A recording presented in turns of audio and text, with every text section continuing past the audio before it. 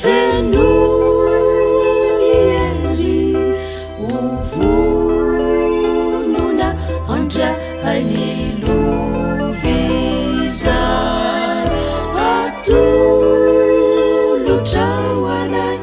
anio mandrakizay Henoy ny feon'i Jeso Jeso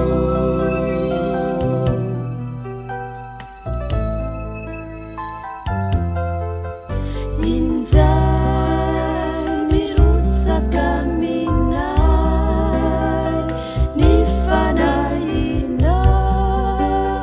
Hibitsika ao am-ponay sao tazony asa velanao ity zanaka fa vonona any Mifona izahay Fenoy hery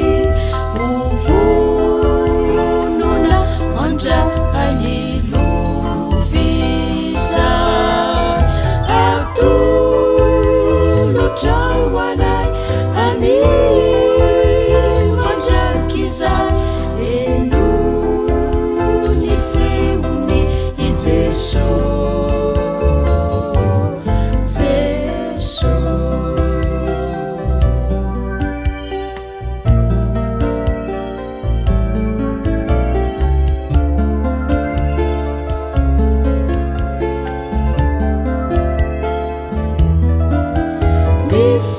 Mifona izahay Fenoy